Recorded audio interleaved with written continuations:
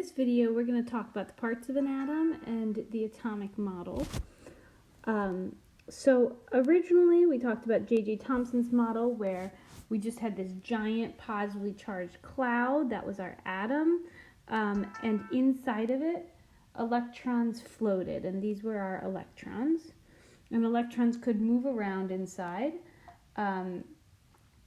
but the overall atom was neutral because this cloud was positively charged and the electrons were negatively charged. Then, most recently, we added the nucleus. The nucleus is where the protons are, so we said, let's say that that's +5. Then we would have 5 electrons floating around on the electron shell outside of the nucleus.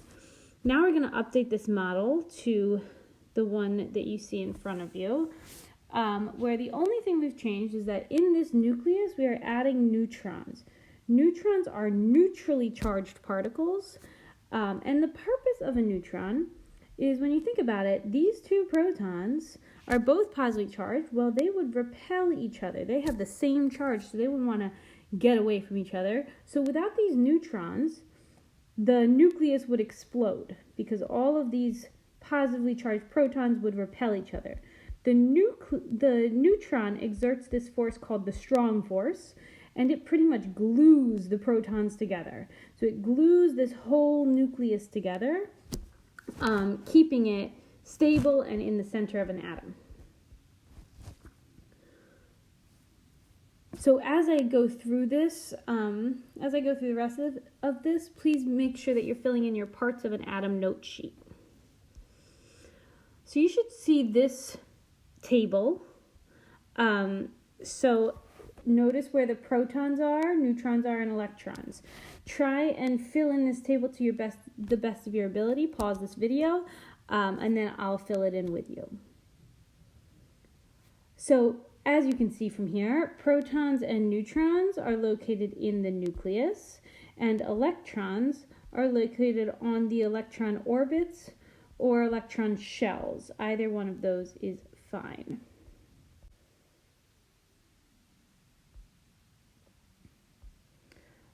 We've also talked about the charge of these particles, and the charge is kind of given away here as well.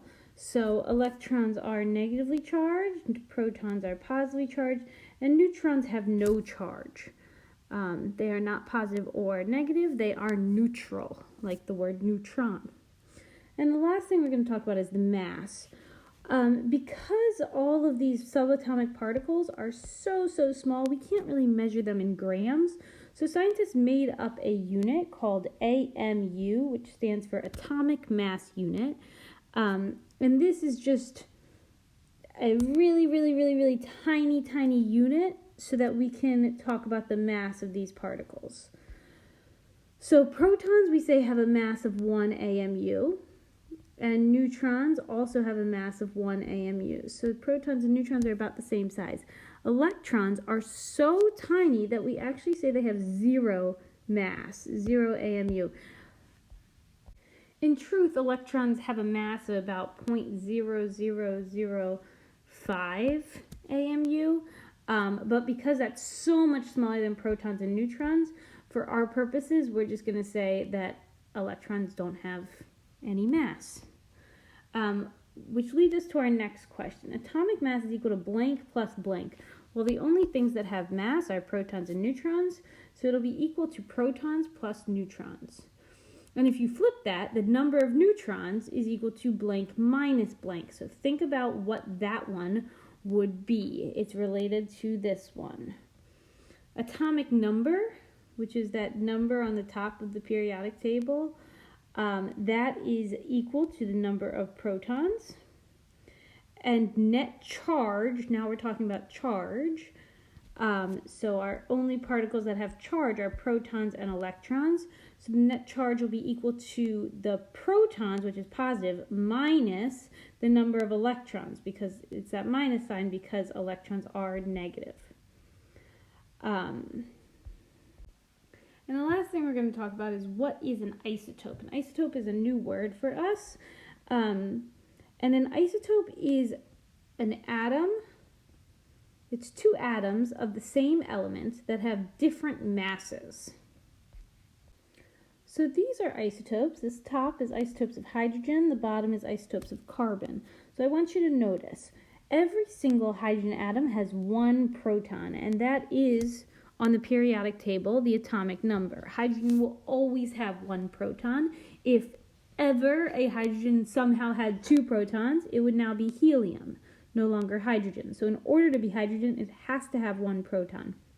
But I want you to notice, in our first picture, hydrogen 1, there are no neutrons. So we call this hydrogen 1 because the mass number is 1.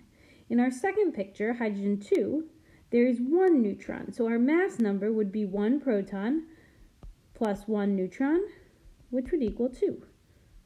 So that's why there's a 2 there. So these are isotopes. All we've changed is we've added a neutron. So they have different masses because they have different numbers of neutrons. So here's another example. Hydrogen 3 has 2 neutrons and 1 proton, so its mass is 3. So these are 3 isotopes of hydrogen.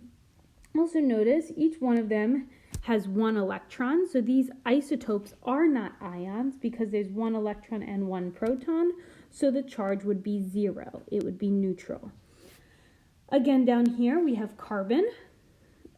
Carbon, we have, so these blue circles represent the neutrons, and carbon always has 6 protons, 1, 2, 3, 4, 5, 6 in each of these pictures, and the atomic number of carbon is 6. So if an element ever doesn't have 6 protons, it is not carbon. And in our first example, this would be called carbon 12 because we have 6 protons and 6 neutrons. So 6 plus 6 gives us the mass of 12. And so that's this atom of carbon. And again, it has 6 electrons, so it is also neutral, just like our hydrogen atoms. In the second example, we have 6 protons and 7 neutrons. So now we would have carbon 13. 6 plus 7 is 13. And this would be an isotope of carbon. Again, these two atoms are exactly the same in their number of protons, so they're both carbon. They have the same number of electrons, so they're both neutral, but they have different number of neutrons, which makes them isotopes. And if they have different number of neutrons, they have different masses. Same here, we've added 1 more neutron, so now we have carbon 14, another isotope of carbon. Now, if we were to take away this hydrogen electron right here, we would now have 1 proton and no electrons, so we would have a positive 1 charge.